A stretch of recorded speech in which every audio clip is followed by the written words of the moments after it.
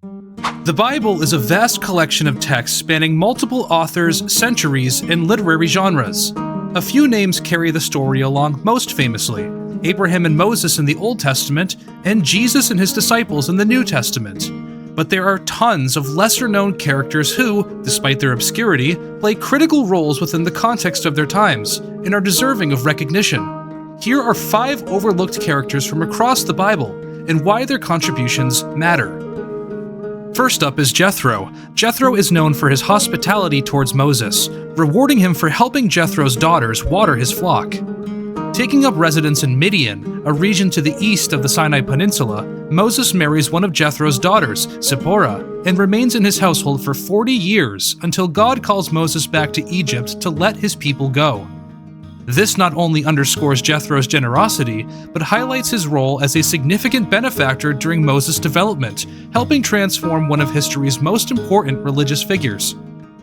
Jethro appears once more in Exodus chapter 18. After God has brought Israel out of Egypt and into the wilderness, Moses leads and serves as singular judge for all 12 tribes. Seeing that this method of government was inefficient, Jethro offers his son-in-law his advice.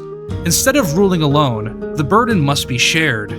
Ordain elders and just men for each of the 12 tribes to settle their own disputes, so that Moses can take on a more concentrated role of teaching them the laws of God.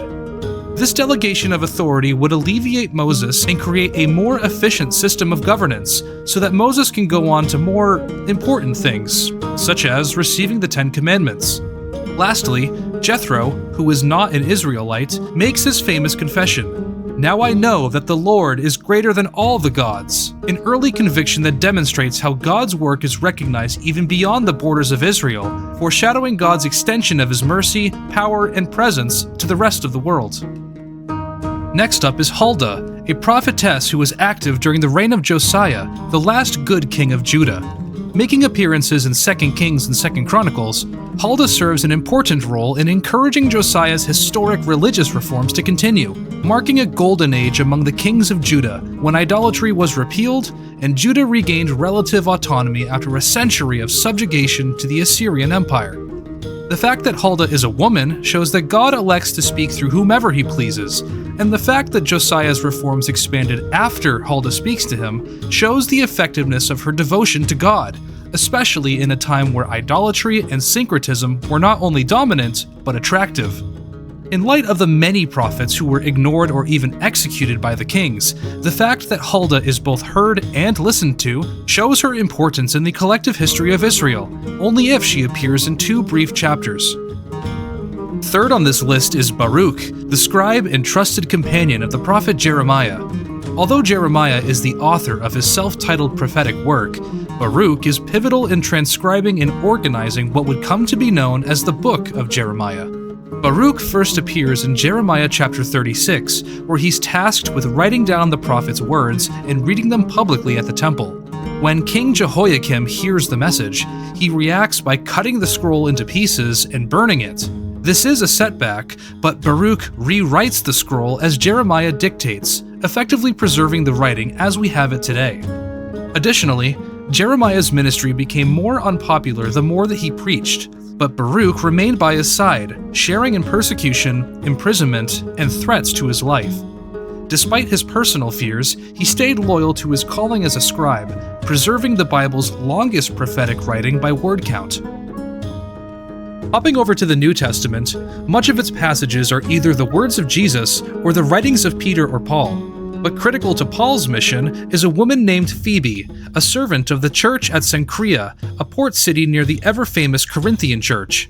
Being mentioned in Romans chapter 16, Paul describes Phoebe as a prostatis, a Greek term often translated as benefactor or patron, indicating that Phoebe was likely a woman of wealth and influence who provided financial and logistical support for Paul's ministry and for the early Christian communities.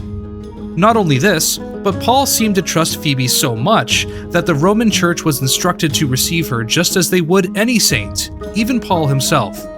What makes Phoebe especially important is that she's widely believed to have been the one who carried Paul's letter to the Romans, the most theologically significant letter in the New Testament. In the ancient world, letter carriers didn't just deliver the message, they were also responsible for explaining its content and answering questions on the author's behalf. This means that Phoebe would have been the first person to deliver, interpret, and explain Paul's teachings to the Roman Church. And for that, she has my respect. Phoebe represents, just like Huldah, the vital roles that women played in the spread of God's word, whether by the prophets in the Old Testament or through the gospel in the New. The last name on today's list is Aristarchus, the unsung companion to the more famous apostle, Paul.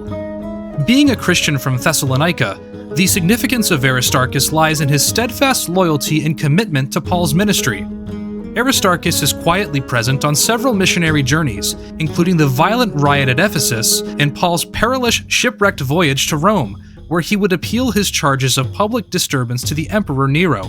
Though Paul is the focus for much of the book of Acts, Aristarchus' consistent presence and his willingness to endure hardships for the sake of the gospel underscore the importance of faithful supporters in the early church.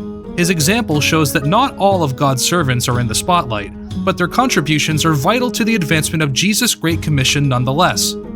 Aristarchus' loyalty, suffering, and service are reminders of the importance of hidden heroes, who make the missions of those more famous even possible to accomplish.